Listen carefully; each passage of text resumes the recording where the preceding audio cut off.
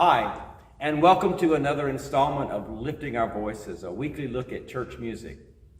Well, I started by playing a little improvisation, if you will, on that Trinity hymn, The Play of the Godhead. And that's a song that here at Redeemer we're going to be singing in a few weeks when it's Trinity Sunday. We introduced it last week in this great tune that was written, and the challenge was given for someone to write a text on it. And Mary Bringle rose to the challenge and wrote a text, and it's a great text. Today, I'd like to spend just a minute on verse 2. In verse 2, it sounds like one of those feel-good, nature is wonderful, and isn't God in nature? And it is sort of, but not really, because what Miss Bringle is pointing to is a theology first articulated by the great Christian thinker, St. Augustine of Hippo. St. Augustine was a bishop many, many years ago, and he was the founder of the order of St. Augustine that's still around today. He was a great thinker and a great theologian, and he was trying to help people understand the Trinity. So he looked to nature. And he pointed out a couple of things that are pretty cool. One is, he said, water. Water can exist as liquid or as steam or as solid ice. It occurs in three forms, but it's all water, whether the water is solid or a steam and a vapor or liquid or a block of ice. It's all still water. And so God is the Father, the Creator, the Sustainer, God, Jesus as the Redeemer, God, the Spirit as that force that empowers and strengthens us and brings us together in love.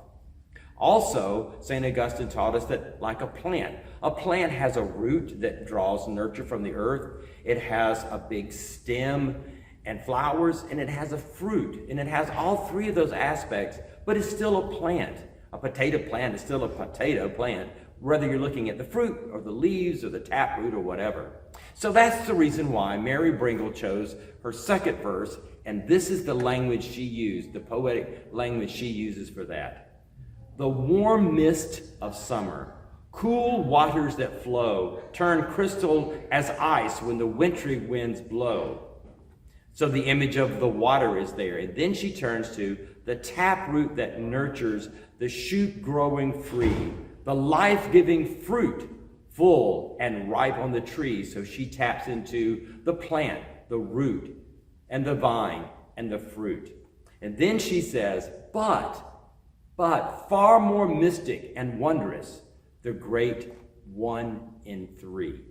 So that's verse 2. Next week, we're going to take a look at verse 3 of this great hymn. And I'd like to leave you with just a fragment of the hymn as we go out today. So this is the song, The Play of the Godhead, music by William Rowan, text by Mary Bringle.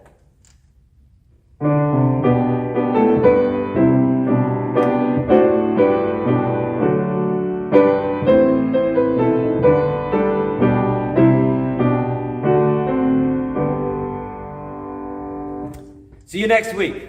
Until then, peace and blessings.